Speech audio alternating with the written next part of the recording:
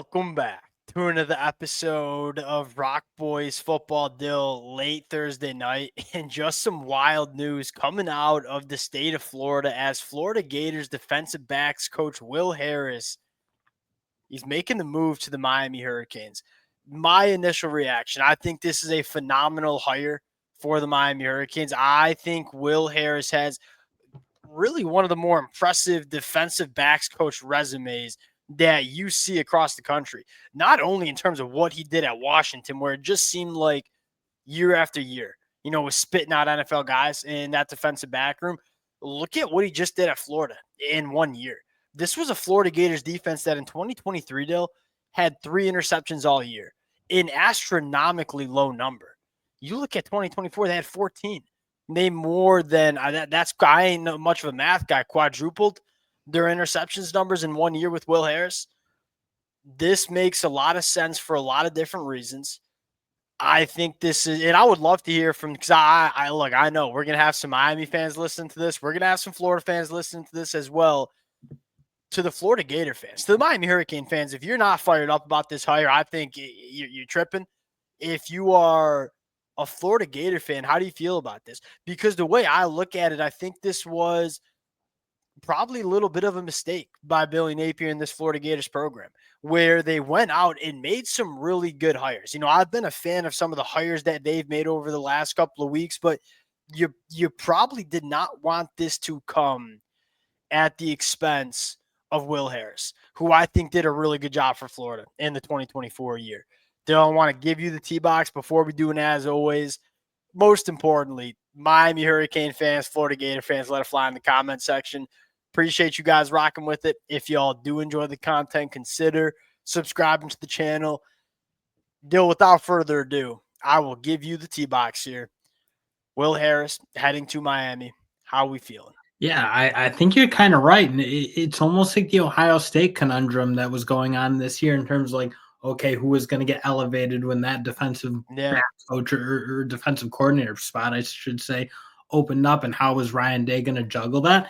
I think you kind of like look at what Florida did with kind of not demoting Will Harris, but by hiring Vinny Sunseri, they effectively, in my mind, demoted Will Harris. And I look at that as like, yeah, that's a guy who did a really good job there. He was able to pick on Miami a bit in recruiting, win some big battles like Hilton Stubbs, win a battle for Ben Hanks. Like those were big pieces of that Florida class. And you just saw a lot of improvements from young players in this Florida secondary. So for them to let him, like for lack of better terms, walk to Miami. I mean, and it's like I'll come up with a better term for you. Instead of like, they didn't really promote him. What I think they did is they hired over him.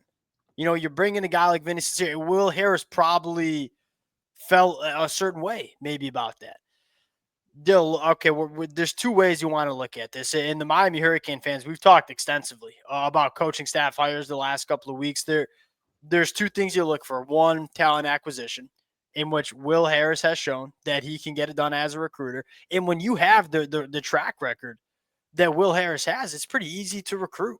You just pull up a list on your phone of all the guys that you've coached at the collegiate level that are now playing in the NFL, and most of them playing at a damn high level. That's going to attract the top defensive backs. What I love the most is the player development.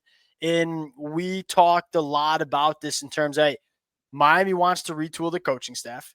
What are we going to value? Look, as long as Mario Cristobal is running the program, yeah, I want my position coaches to recruit. Of course I do.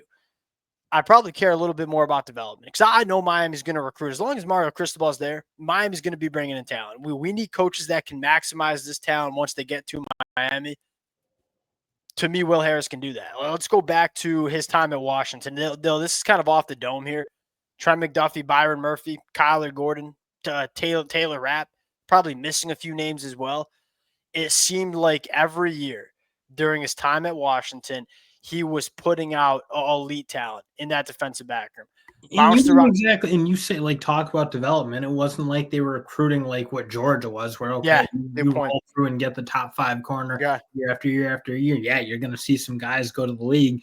I mean, Washington really wasn't recruiting that way while he was there. I mean, he was just taking guys and getting the absolute most out of them. So, yeah, you looked at that's so clearly what Miami needed, especially on the defensive side of the ball. I think obviously things are working on the offensive side. Didn't need to change much there, but you look at that defense and how little improvement they'd make over the course of the year, especially at the secondary Got position. worse. They little improvement. They went the opposite direction over 12 games last year. I mean, they just seemed like they were getting worse every single year.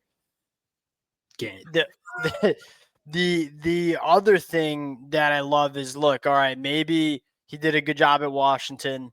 Maybe he wasn't doing all that good of a job at Florida. No, that's not true either, at least in my opinion. I mean, we talked about it right off the rip. I mean, Florida had 3 interceptions in 2023, 14 in the 2024 year.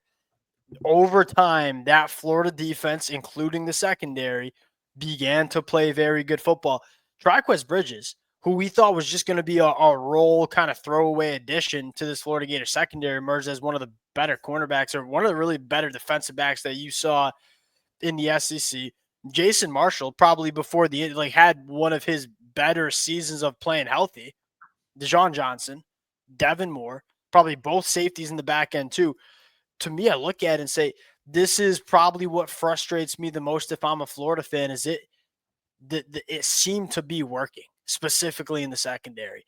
Guys were getting better. Guys ready to rock and roll kind of quickly. I mean, when they had guys go down, you saw them kind of step up and replace quickly. Like Deshaun Johnson, you lose Jason Marshall, Deshaun Johnson, younger player comes in, doesn't really miss a beat. I think, again, just had what felt like to me pretty much the whole room ready. You look at what they were doing with the nickelbacks, really, really good work with them. A bunch of young safeties. Those guys are playing really good football. So I just look across the board. I mean, you look – guys were getting ready. They were getting ready quickly, and Florida really did. You look at from 23 to 24, they cut down on the mistakes. Like, that was the fundamental issue. It felt like at times they just blew a lot of coverages. They were really, really clean in the back end. Especially towards the end of 2024. And that's probably the best look for Will Harris, is it was a consistent, steady improvement from this group under his tutelage.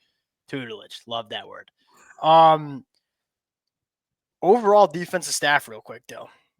Corey Heatherman coming in as your defensive coordinator. And we finally got a clear picture. Like, for a while, I was like, hey, we're making hires. We ain't really sure where these guys are fitting in. Sounds like we got our 5. Corey Heatherman, defensive coordinator and linebackers. We think that's a good hire. A little bit of a projection here. You're getting up there and saying it's a home run hire. You probably want to see some more from Corey Heatherman. I don't know if you watched that press conference with Corey Heatherman, football coach. That's what I'm saying. Jason Taylor, to me, the jury's still out. This is a huge year for Jason Taylor in terms of development on the defensive line. Damian Lewis, I thought that was a great hire. You talk about another coach, and we talked about it yesterday, so we ain't going to talk about it too much right now. Colorado went from one of the worst defensive lines in the country in 2023. They sacked the quarterback 9.7% of the time in the 2024 season. That was top 10 in the country. They were also top 40 against the run. Did a phenomenal job with that Colorado defensive line, on top of being a former Miami Hurricane himself. Zach Etheridge, Will Harris coming into the defensive backs, 2 young, fiery coaches that both have good track records and can get it done on the recruiting trail.